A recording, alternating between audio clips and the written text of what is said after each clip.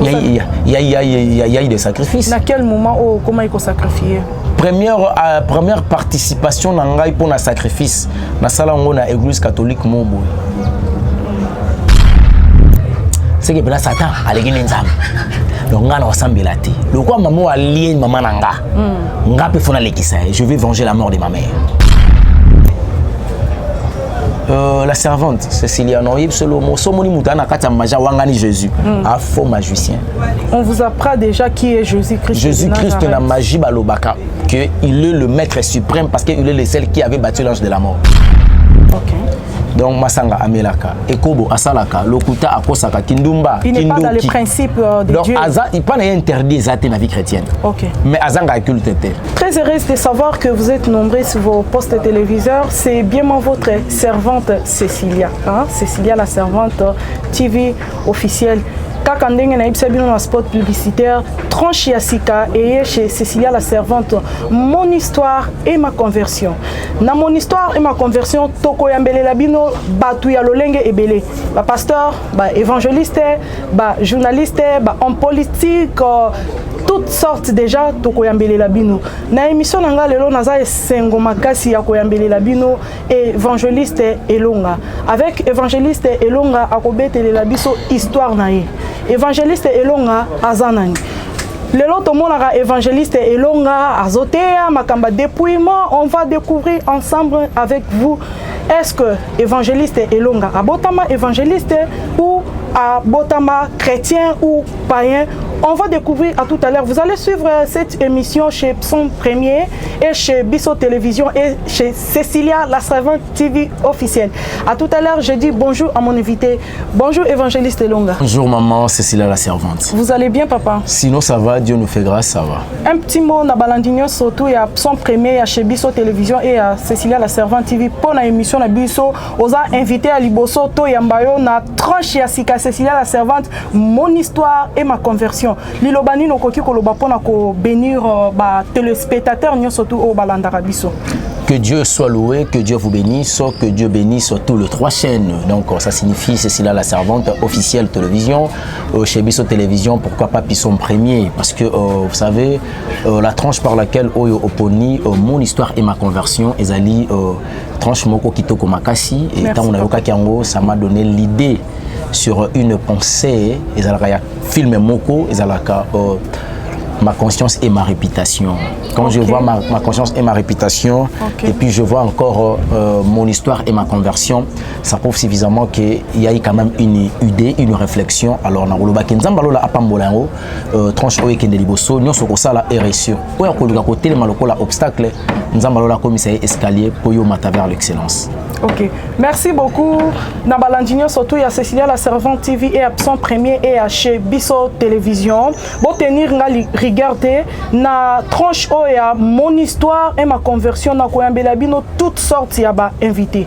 Boromona bawera ba ferre ba héritier bazaka ka batu ba robeta histoire na bango lelo omona ka ferre lelo omona ka évangéliste Elonga lelo omona ka papa ekibumba c'est un journaliste na royamba e a robeta la biso histoire a utawapi abanda wapi po akoma o akomi lelo. Là je dis merci na sponsor officiel ya chaîne Cécilia la servante TV papa honnête John Honnête depuis France fils de l'homme et a Dani image de best et mamou international ma sœur à moi que j'aime beaucoup. Papa, tu as une émission dans la prière parce qu'on a première invité au bénir vraiment émission. Éternel Dieu, Jésus-Christ de Nazareth, merci pour la grâce, merci pour cette opportunité. Nous ambalola, il nous permettre un moment où nous allons ensemble. Tika ete kobima ya tranche oyo nkolo Yesu, yo ebeske ke kosuka. Biso to sengi lo kwa banganga nzambe nkolo Yesu otombola yango enfin que yawe bisika oyo kufezala ki moye côte à travers la tranche oyo pesi biso mon histoire et ma conversion. Débiter, acheminer et conclure avec nous par le nom de Jésus-Christ. Nous avons su prier. Amen. Amen. Tokoti déjà na ba question biso papa. Tolingi toyeba qui est évangéliste Elonga. Évangéliste Elonga. Obotama na kombo ya évangéliste Elonga. Babotelelo na kombo ya nani, outi na famille ya nani, oza ekolo nini. Tolingi toyeba. Je suis Elonga. Elonga, ça signifie mais je suis né dans une famille. Actuellement, je suis dans la famille chrétienne. Pourquoi je dis chrétienne? C'est parce que mon père biologique, c'est un apôtre. tata nanga apôtre, ngai moko mwana libosa mobali naza évangéliste. Derrière moi il y a un prophète Oalandinga, notre cadet c'est un pasteur et puis ma grande sœur Azali prophétesse. Donc nous sommes une famille oyo to ça et la Nzambe vraiment na bosolo et na zungolu wana mais yambo papa nanga comme apôtre azalaki no mopagano or kazalaka mobianga mi pe mopona minankolo. Alors mon père il s'appelle apôtre Tite Onkanantango. Ma mère ne plus depuis 2003, elle s'appelait Wivine Menga Bolumbu. Ce qui est ma mère, elle était de l'Équateur, mon père du Bandundu. Donc voilà. Je suis né dans une famille de Nalobi, famille chrétienne. Et l'on a eu quand même temps à côté de la classe naïe. Comme tout enfant, nous avons grâce à côté de la paix, moi, l'école à moi, Malunga. Na mukio papa na biso bundaki tozala. Et ça là qui que tu décroché peu diplôme d'état, je me suis bougé vers l'INA pour aller prendre l'art dramatique parce que na mikuta qui na don. OK. Quand on a mis mon dans un théâtre, je disais le don du théâtre est dans le sang, mais la science théâtrale n'est pas dans le sang. Tant qu'il ne perfectionner, ça signifie qu'il ne retang en haut. Et après ça pas tenu na eko kende ko sala droit na université et c'est là où je fais le droit privé judiciaire. Alors avant Nyonsowana, l'on a évangéliste, l'on a botama évangéliste, oui, parce que Internet des web ça Jérémie, Jérémie, je t'avais connu avant que tu sois dans les ventres de ta maman. Je t'avais consacré quand tu étais encore dans les ventres de ta maman. Donc à consacrer le prophète des nations, étant un bébé même pas un jour. C'est comme Elonga. Bakoma kamosa lanzambe te, babotama kamosa lanzambe.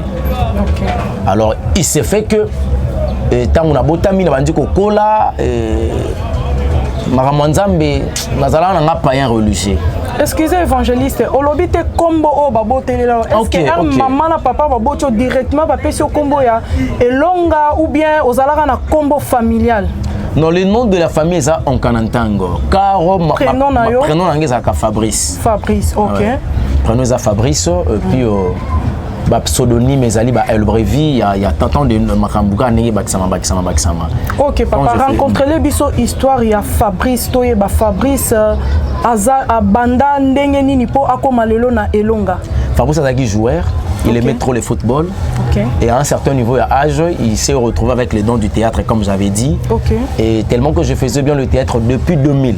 J'ai commencé l'art dramatique à l'âge j'étais encore trop petit. Vers 2000, je faisais le théâtre à un certain niveau et au sein la queue. Vers 2003, ma mère était vraiment souffrante. À cette époque, je suis allé à l'église parce que je suis allé à l'église. Nous avons des païens religieux. Pourquoi nous avons des païens religieux? Parce que nous avons des païens athées, nous avons des païens religieux, nous avons des chrétiens ignorants et nous avons des chrétiens authentiques. Pourquoi ça a moins signification? Il y a moins différence. Il y a différence, il y a sorte de païens religieux rapidement. Oui, païens religieux, ils ont à l'église, mais interdit. OK. Donc masanga amelaka ekobo asalaka lokuta akosaka kindumba il n'est pas dans les principes de donc, Dieu. Donc il n'est pas interdit ça dans la vie chrétienne. OK. Mais azanga culte te. Ceux qui bégisent na posa mbongo ya pas pesi. Païen ignorant donc ça païen religieux. Alors païen athée ezali moto oyo penza azali profonde dans la vie chrétienne. Il connaît absolument rien sur Jésus-Christ. Et puis il y a le baraki Christ à Nzambete. C'est comme le musulman, ce sont des païens athées. Alors, mais les musulmans respectent le principe de Allah par rapport à nous les chrétiens. Si Allah va comprendre que Allah est Jésus. Ba respecter ta principe mon prophète,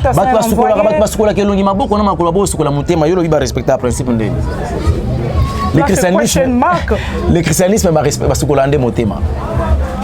c'est ce qui est important.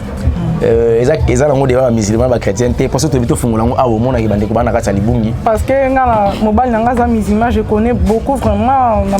À respecter le principe, il y a christianisme. C'est ça. Et puis là, pour Tango, il faut l'anda Yesu. Papa toko tana cité biso poso to bito landa na lik déjà yaki mais toza wanate tozo évoluer. Alors je dirais comme ça. Il s'est fait que païen chrétien authentique, c'est quelqu'un qui a cru en Jésus-Christ et il a accepté Christ. Vous comprenez? Ça signifie il a accepté la sainte doctrine, il a cru que Jésus-Christ il est le sauveur personnel de sa vie. Et païen chrétien ignorant et ça moto oyo ana kati la vie chrétienne mais habiter pourquoi dans la vie chrétienne ça signifie ailler la vie chrétienne pour gagner le paradis terrestre et non le salut. Or biso Christ c'est qui biso chercher premièrement le royaume de Dieu et le reste vous sera accordé. Alors na est-ce que comment nazaki païen religieux ma mère souffrait izaki tout kosu à un certain niveau. Et tu vas foot na kitambo notre grande sœur Azalaka na limité na 7e mari avec aussi nga maman a kende limité parce que nous notre maman toi no bengue yaya qu'on a besoin de to benga ki maman azati lelo. Alors il salue que on m'a dit le kaki il y a eu un prophète le prophète Eli il a été sur le zawa puis so kaza na bon nzamba lola apambolae bazwa kata ya ko assister maman na biso ko assister famille dans la prière. À chaque fois bande ko na prière. Et comme na tembo no mona malade et ça ka ko s'empirer. Maman na biso ay ko lobelo ko moka lobi ndenge na za awa na komi ko mona moto oyo azo maltraiter nga. Il s'appelait Maman Gabi. Maman Gabi. Problème est nini ote akabela nga liputa.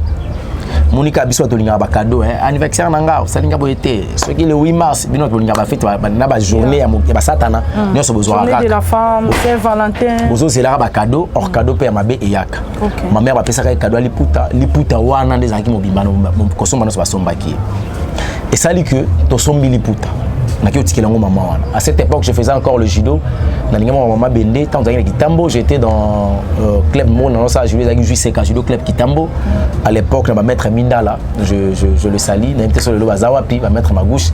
Alors quand je suis arrivé na ko tikali puta pa maman na bisi mukolo maman nanga aroloba nanga ke amona kiyo na obomo. Ce qui n'a pas bomi au ténacé, ils parce qu'ils n'ont pas bon à respecter. Là, vous avez quel âge? J'étais encore trop jeune. Wana Fabrice. Ah, c'est si là. Wana Fabrice. Alors, Fabrice, avec nous trop jeune, salut que. Maman a un lobby. Non, on allait pour dans la toilette. Ignorant que j'étais, il y a dans la toilette. Par rapport à quoi, il y a dans la toilette? Donc, sur le plan, il y a Kindoki.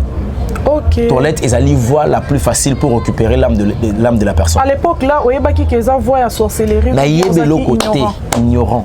Okay. Pas un religieux. Ok. Mais c'est pour nous que on a toilette, on a essayé de faire mikanda na commune. Wana Fabrice. Wana ki yanki. So que zaki ata elonga bien. Ah mais na ebisi yo. Anga ke non na ndenge intercession. Na nga me liputa te.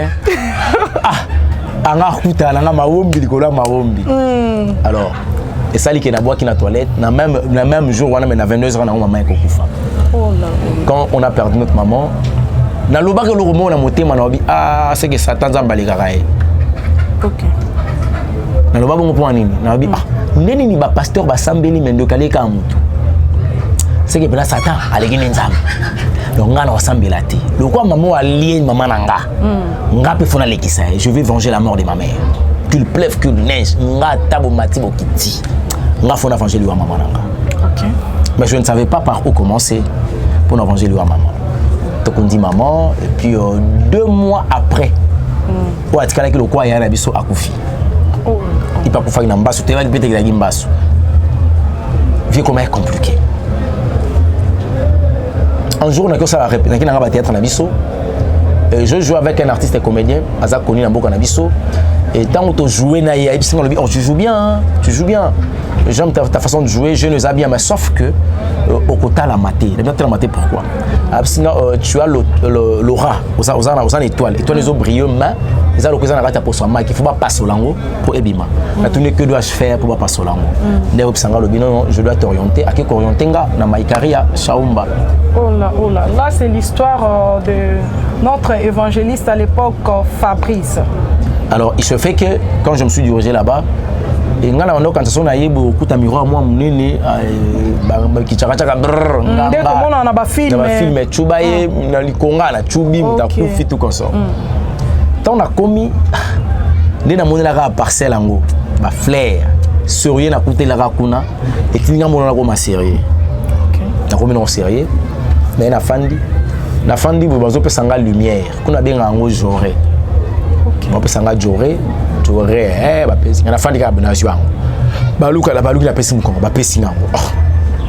ne comprenais absolument rien. Mais toujours solo là. Surtout tout le monde pourquoi oui Maïkari, ngas qu'on a école non non non, naza artiste comédien. Na juste pour naza quand même fort na spiritualité nanga. Alors yo mission les ala qui pour na okende o a venger pour na liwa ya maman. Parce qu'on a qui a maîtrisé d'abord marcher zanini pour le candidat na bon. OK. Et ça li que le même jour bakabela nga bambonga ba transport tu es nouveau oui tu es nouveau. La souvent ba $180 bon na bi. Bolingo, pour les kabiso ba chrétien. T'es avec bolingo c'est la flatterie. OK. Mais bien que soit parce que bon le roi na pierre kemba simano ki maté. Effectivement c'est le que bien ngana qui t'a vendredi en moi na bi na yeka na 1000 francs. Na zona 180. C'est son est souvent de nos solo. On se belé au moins on cop déjà. Faut moyen na ngala. Vraiment solo. On y place on. Oui, moment ko bon ah te nzambe na ngana sepeli. Nakomoya. Parce que nous avons une place morte.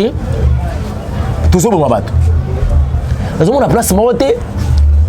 Bazo senga moto, on peut senga moto. Au cours ya chemin. À chaque fois na yakaka. Nakomi ko yekola. Ko participer dans ba culte. Nous participer dans ba culte de l'âme. Et comme on a tellement expliqué sur la magie. Ma bimba je za ma bête. Jésus Christ, le grand magicien. Et puis, ah bon? Mais oui, Jésus, c'est lui-même le magicien. Au moment où il était jour, il y a naissance, il y a mage. Mais c'est un magicien. Il étoile, il y a grand magicien. Étoile, il y a grand magicien. La servante, Cécilia, non, Jésus, un faux magicien. On vous apprend déjà qui est Jésus-Christ. Jésus-Christ, la magie, il est le maître suprême parce qu'il est le seul qui avait battu l'ange de la mort. Théorie. La vie est le pratique et le visible. La vie, c'est pas spirituel. La spiritualité édifie le physique. Alors, tant que tu continues à apprendre sur la magie, et bien, on sur magie, ça m'a bêté. Un magicien ne peut jamais toucher le sang d'une personne. Un magicien, un magicien, c'est les 3 poisons qui détruisent la vie d'une personne. C'est que batou ba pasteur ba zamité amabe bako sarabiso que magie awa kutu ça interdit ba bengo ba poison na kata profondeur ba biso tout est douleur tout est douleur comme oui même pour yo motango botama ki mama qui passe avant botama temps maki pour babeta ki mbata pour les laki la vie est douleur so ezana ndeko moko ana étoile ya makasi oko ko ça la famille azoye bosaya la ngote vo meto longo na mokili to zo ora wana to pesa yo étoile wana yo au service pour bikisa libota mais pas sur bungsa ndeko wana yeba ke osibira. Alors ce qu'on boit côté na kati ba principe au milieu ba principe tu seras sanctionné tout est douleur. Pourquoi qu'on accepter ce corps douleur? Pourquoi qu'on accepter douleur? Ndebe ko côté son école il y a et après na ko initiation na kati initiation ndebe ko apprendre comment déchiffrer le chiffre, comment déchiffrer le couleur, expliquer tout beblo ko na nyonso. Na kati ko déchiffrer ba chiffre ba notant besoin c'est sur la Bible. Ba lobi chiffre 1 c'est Dieu lui-même. Chiffre 2 disciple là, 1 maître, un serviteur. Chiffre 3 l'accomplissement. Par exemple dans la Bible. Christ a dit dans ça 3 jours on sait quoi et kokisamaki. La ABC Pierre Ouangananga 3 fois yamboso swele là et kokisamaki. Vous savez pourquoi vos pasteurs là vont jeûner 3 jours? Bah yemi que chiffre 3 et ils allaient chiffre et accomplissement. Mais bah ngolo bela binoté. Chiffre 4 c'est le changement. Lazare 4 jours na kunda longue moya comme na bon moy. Parce que ça me beaucoup ta retraite à 4 jours. Ayemi que genre il y a ma problème c'est un changement et puis ça qu'on utiliser la spiritualité aux chiffres.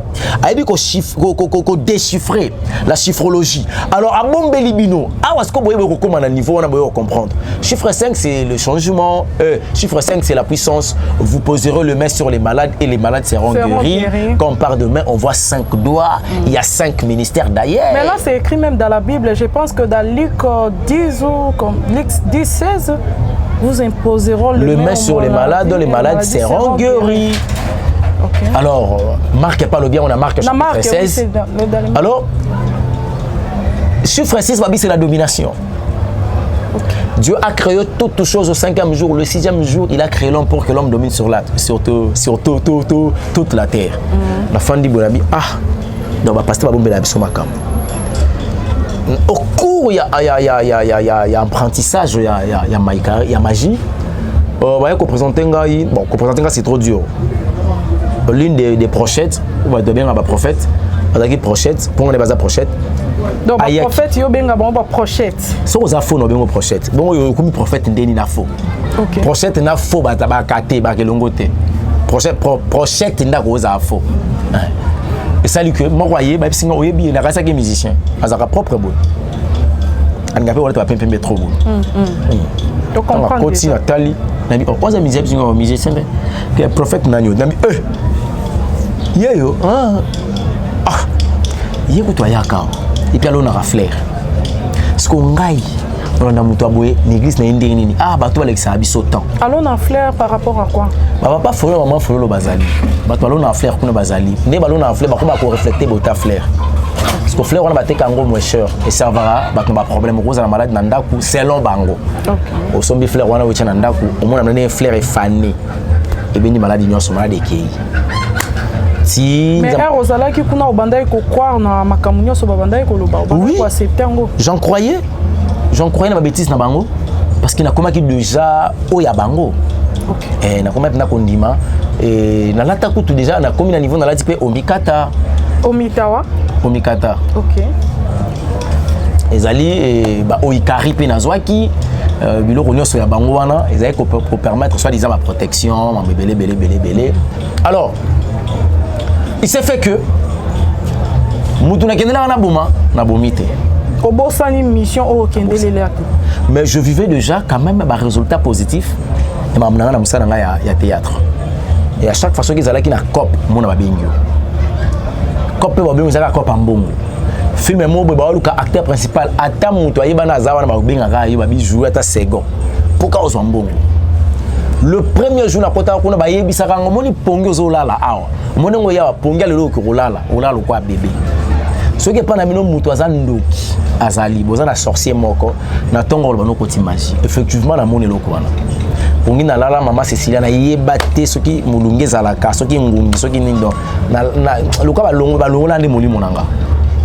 Et quand je me suis réveillé le matin, nazoyo ka koko nanga moko ya mwasi côté Équateur le balanga peur Robin a Fabrice té bien nga patilisi abana nga bi patilisi yo Nathalie yo boletina bangi yo comitiole yo koti mazi donc koka timbelio déjà ah c'est que yo ozandoki solo tika kindoki aka nga ndoki bi ozandoki ndenge nini yo yebike nga koti magie c'est ozandoki tika kindoki alors na iko évoluer et na au cours d'évolution et ça là qui na komaki na 12 démons oyo bapesenga lokwa ba 11 bazaki na sécurité nanga soit na service nanga je pourrais décider na histoire na bibo tcha filer likola tolanda ko oyo sorcier sur le kabuka ngai parce que sorcier azali ça lokwa scout de babando kizoba scout akangana c'est ça alors mais abomaka ndoki abomaka c'est parce que balongola ke mayele na motema soit motema ne ba tchango na sashi ba tchango na nzete mo soit bazu motema na balole on ba tchango mbeli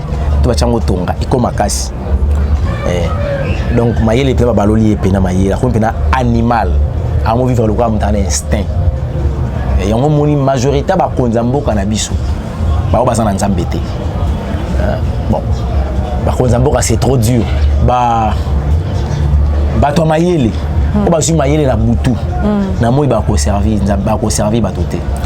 Leur intelligence est allée au service du mal et non au service du bien. Mon amuto mais na ya tanga puna boye ya za docteur ya za professeur boye licencié docteur tout ce qui en économie ce qui en philosophie ce qui en nini mais tamba kambozo sala comment est-ce que o koza la professeur ma muyibi son intelligence est au service du mal parce que maïe les amaïe la butu na moi ko servir te donc tout kana so ko lela ka so moni mota maïe la sa bozo bana moi maïe lo yo mona maïe les amaïe la molili les amaïe les bakasi kana butu na moi ko servir te ce que ça peut servir dans le mal pour mon niveau intelligence on est ko bima. Alors il se fait que parcours évangéliste est long là m'a dit ko poussana na ko so appel en Nzambe par mon père m'a dit Dieu m'a dit tu es un évangéliste. Il m'a dit, oh, Wano beteli biso lisolo ya Fabrice. Ah siko komi. Non non na comité. Évangéliste elonga non na comité. Pour ngala tuna question au komi évangéliste ndenge ni. Yango na zoya. Eza omi bambi kaka ndenge za ba titre yo moko lalo la mukio nga évangéliste nga docteur nga évêque nga archevêque. OK. Mon père m'a dit, Dieu m'a dit, tu es un évangéliste. Même si distraction. La fandiga aboé, ndenge satazo sesenga na kishasa oyo. Wana déjà za mutama solo beba na o yebi déjà. Mais est-ce que papa ayeba ki ke atikala oyeba te lo moko siko ezala ki compliqué ezaki wana. Na yo comprendre que nzaba zali na posa tambola kana nanga. À faire voir nga makambo. So papa nanga yebaka na nga likufuma kamusu. Est-ce que basenga ka au sacrifice? Et puis effectivement il y a eu des sacrifices. À quel moment comment il faut sacrifier? Première participation na ngai pour na sacrifice na sala ngo na église catholique mobo. Na sango mobo. To sala ngo na sango mobo bon. Eza catholique au te romain te. To sala ngo na sango mobo. Sango wana c'était quel genre de sacrifice ya ko boma mutu? Mutu zaka maladie. Baina mutu malade. Bobina biso balobi ndenge za boye, ba elisa ngwango akufa pe Michel. Ba bisi balobi a prier pour na mutu wana. Ndé sala kepsinga bikota na côte na chambre haute na ye to tandi ba bougie to classé. Maman Cécile, tous les prières basala na bougie za magie. Donc na l'église to kenda que nos prières à intercession pasteur appelé si ba bougie. Kindo kyangwana. C'est un magicien. Donc to longa na l'église wana. C'est un magicien. Première participation dans ma baie yango wana na découvert moi partir wana on imagine la carte concentration ya yoga tambaza pour apprendre la concentration pour ça le voyage astral bon c'est mo fanda 10 secondes au réfléchir l'autre au coca non coca au raisonner c'est impossible ce qu'on fait atayo mo lobi na raisonner au lobi ozo raisonner ko lo ba ko raisonner c'est que raisonner on se comprend mais tu comment la facilité pour y fanda 1 minute 2 minutes sans qu'on réfléchisse obimi mais so na mama monzambe tokoka te na okoka nanga te yokoka ya Yesu ya na bino muninga na bino mobanga kete noko na biso ya nanga akoma muninga respect sate. Or tout ce monde là niveau babanga ba spiritualité na bango oya biso kutu ya solo ya bon moi te boto siati bon ponza mais na biso azala sa condition abetaka nzamba akata tati. OK. Akata tati. Asaka créateur et puis le créateur incréé. Pour sa créature. Si tu oses au ceinture. Ah. Alors, de quoi on a moi ça y est gravement malade. Ba pelisi ba bougie peli. Ba tumbi en sang. Même ça rabiso bien na ba démon le kuta. Asana oui pour la ba musulman ba pelisa kan. Et bien na ba djinn. Bien na ba démon ba kima. Donc ils ont ba bien ba malaika. Ba ange. Ils ont malaika te. Ils ont ba djinn, ils ont ba démon. Bon so pelisa on ndinga ki bonzambe. Ezakate na ndinga ki bonzambe ezakate na ndinga ki bonzambe wapi. Tout genou fléchira par le nom de Jésus-Christ. C'est bien moi qui m'a renvoyé Jésus. En ça ils allaient parfait de bonne odeur pour na bango. L'adoration parfaite de bonne odeur pour na Nzambe. Ndako sauter. Yango Osée 4:6 c'est lobby mon peuple périt par faut des connaissances. C'est ça. Batumbi en sang. Oh, tu vas chulai. Maman na ngai. Bon quand ça vous a sécurisé na ba ange. Non, ba démon. Donc au fond la porte d'entrée biso ça les savoir. Donc ça perd côté wana sera tumbaratika. Ngapa la bando tumbanatiki.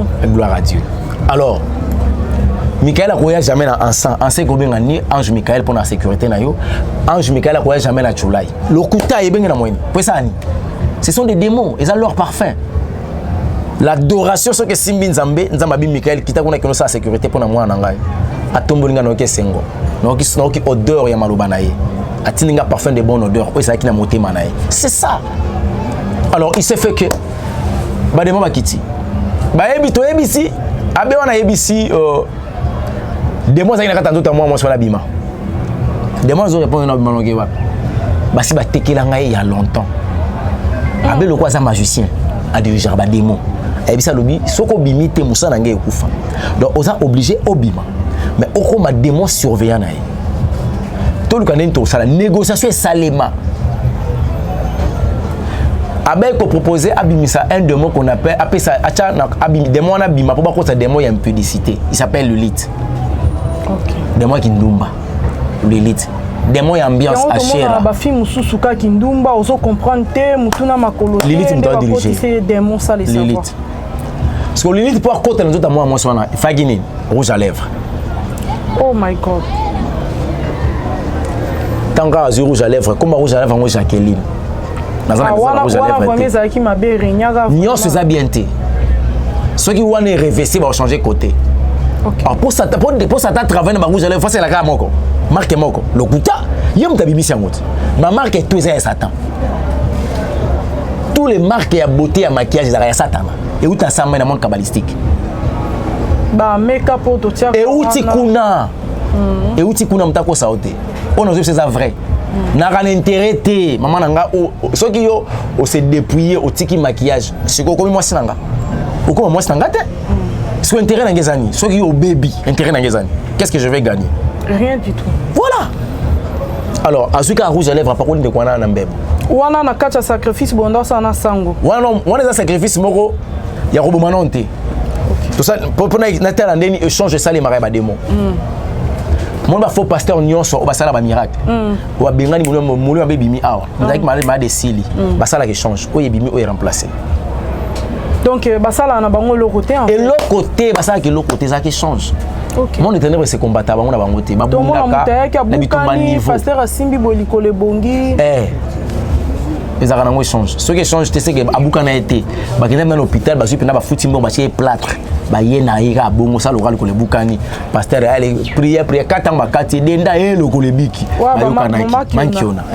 on les a ba cop na bango alors examen compliqué ngai ko souffrir te donc tu as la peine mi auditoire question na ba réponse bien ba ndo recopier de tout monde a ba msuna classe mayele au fanda boazara zo ba momo na examen 10 sur 10 20 sur 20 mayele zaki a bien te mayele monsieur zaki a bien te et bon on va utiliser ba bic au bic na ba simba raté ka na ba bic magique existe aka donc tinda simbi bic wana ba demande ko mokoma yana ngoyete ça ba demande ba okoma ce que ba okoma na mamu ya penser soir le bic non na zo dit la ba stylo ya baninga na classe mokile beba na makambu nyonso diable a infiltré mokinandea mabe a s'imposer na mokinandea mabe ya moni kolo atinda batoloko abisoto ya kolo makambo mais loko ape noé attends on est ko belela ke boya mokilezo kufa ezo 120 ans est-ce que ba pour batonga ati acheter tonga ezo 120 ans ba boya ti 120 ans l'équipe ba kufido autant niveau incrédulité eza le roi biso ba ilonga loto zo belela kwa koyoka yoki kwa boy l'essentiel au fait si message en Zambie un jour naye nara culte de l'âme alors na kata magie ngai tant on a dit que dans une initiation il a fallu le monde il faut travailler parce qu'il y a 5 mondes qui gèrent le monde physique monde to va de trop sur la boue to zo rolia ya komela to sur la to seka satan a 5 mondes et contrôle la il y a monde à maille bien un monde kabbalistique pour aux mèche contrôle la liboso aux maquillage aux ta pantalon pantalon tant na Kinshasa il y a en 1991 pantalon basi magicien au batinda ça la cérémonie à pantalon la ça on n'a pas ma tête comme on est tocha dans 91 bah éviter mais ça la prière à ça la l'équipe de délivrance c'est mon père biologique a prié pour na boma il aime travailler pantalon pour le lobo comme la séduction des comme les lots on le lot sexe ça peut côté l'église pantalon donc à base de ça il y a un ça qui la mission ça t'a sur quoi ça rendait ni maman Cécilia ça t'a à côté na vie non lelo mais à 2035 alors que nous malem mais le quoi azana yote kara na 2035 pack à côté na nzela na ça dit que Nathalie, tant on a bandit qu'on a apprendre les 5 mondes sataniques, on a réalisé que mon père, côté na bango, selon l'air totem, basé sur un monde cosmique, monde mon pépé, entre ciel et terre. Ne pas le pas dans le nécropole, beaucoup entre ciel et terre.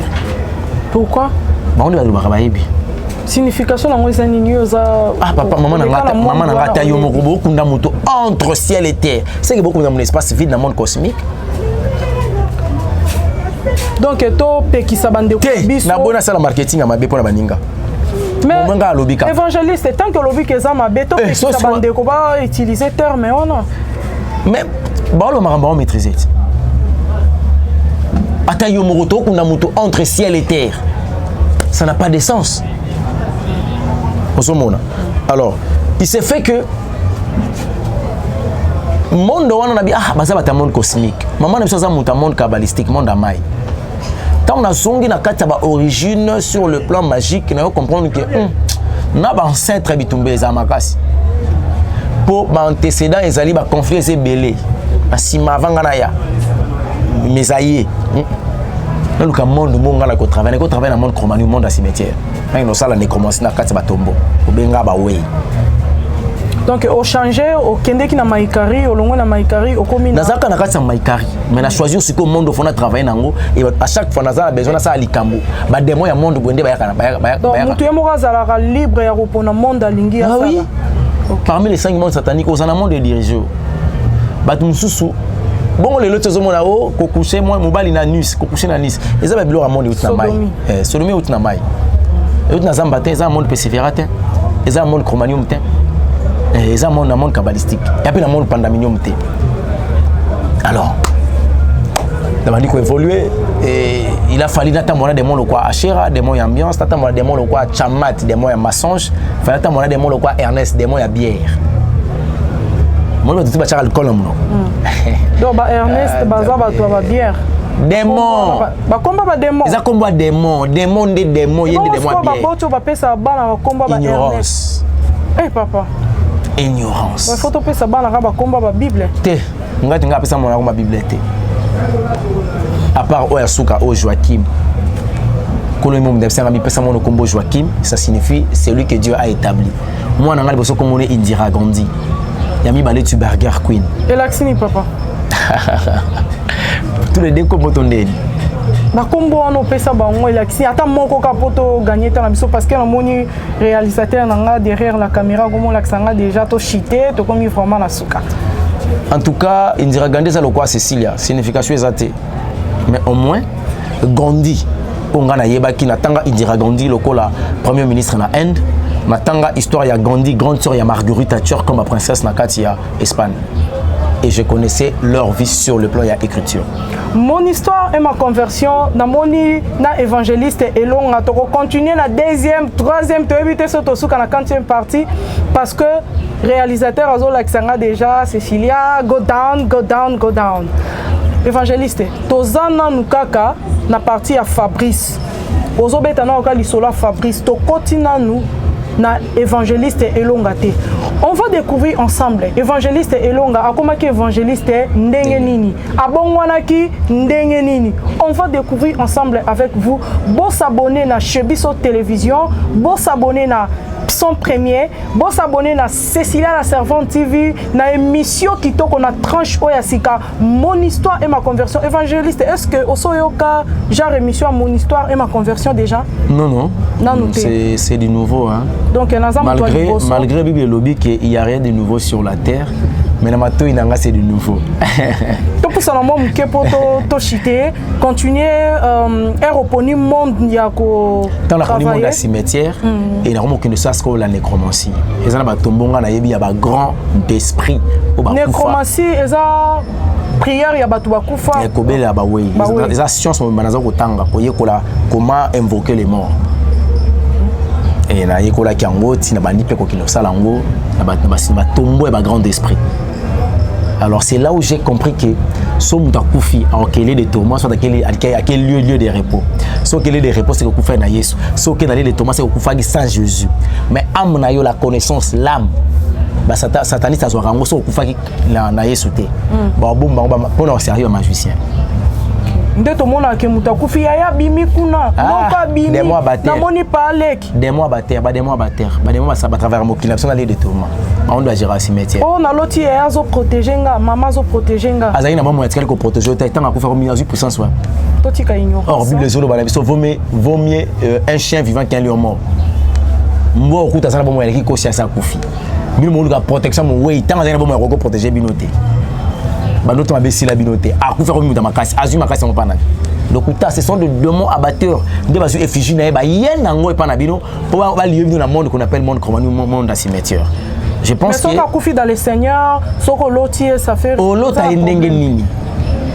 il n'y a aucune relation entre les morts et les vivants. Ce qui nous a mis à son message, à s'épeli à l'écanandela moué.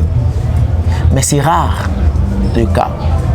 Merci beaucoup Nabalandinho sur Cécilia la servante et chez Bisso Télévision et son premier. Donc comme déjà Nasuka, papa quelques salutations Nabalandinho surtout au Balandio.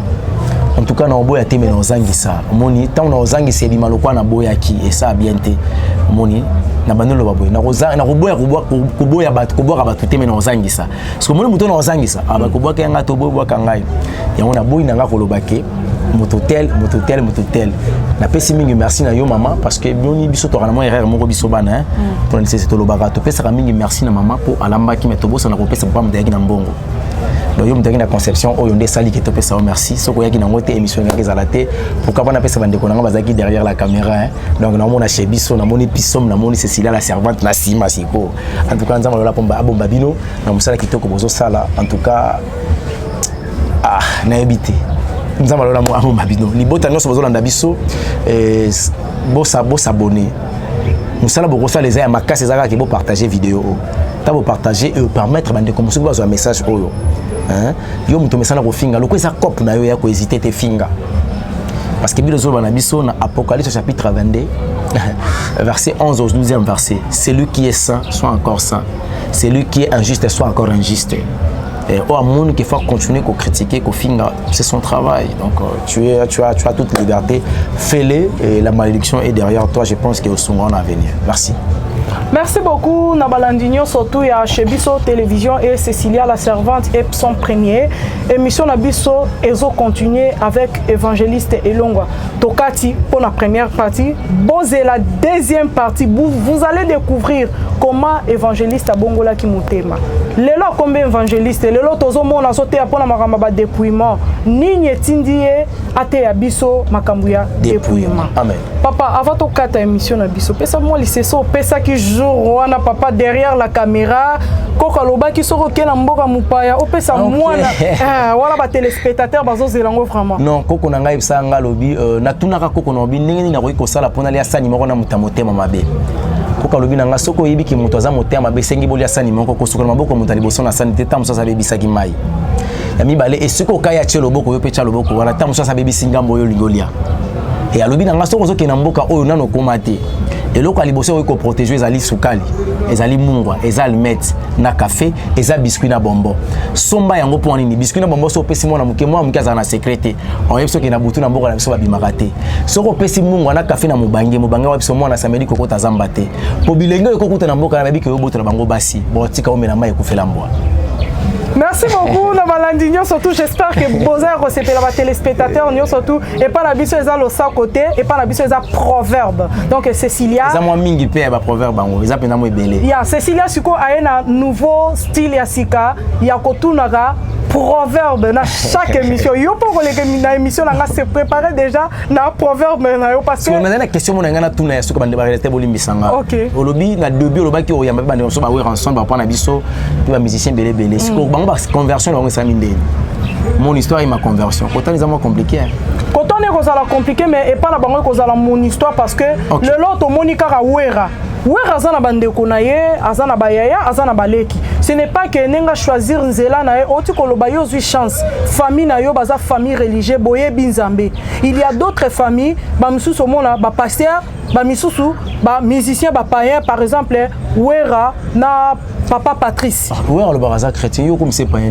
non musique na o abetara eza musique mondaine c'est différent avec ya papa Patrice donc toko yamba to découvrir pona akoma wera akomi wera ndenge nini asala nini po akoma wera parce que eza mabe papa non côté wana kanela ngane ba conversion conversion po yoza évangéliste to yambi yo ozalaki magicien okomi évangéliste yango to liki magicien à moi kilo mingi ozalaki mopakano OK okomi évangéliste ndenge nini to yambeli on a deux camps première cas ozala qui païen sans position likolomoko na kati likomo na libanda directement au comme évangéliste tolingi to découvrir biso nyonso évangéliste komi yo moko mi komi sina ndaku ou bien ozala qui baptisé ozana papa baptême na yo o lelo to cause na référence to yambi epé to tourner que non Elonga c'est mon fils tata nanga botinga mon père biologique ezate lo kwa ba raison na Siarambo yo on est théâtre théâtre ezate que papa bitena tala ngaka Elonga on est théâtre mon père biologique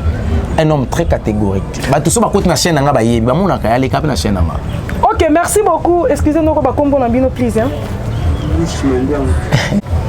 Là, je dis merci na caméraman nanga Elias et Bungu Manongo, je ne sais pas, Bush Manasa. Bango batu bazo biso bilili kitoko na première émission nanga ya mon histoire et ma conversion avec évangéliste Elonga.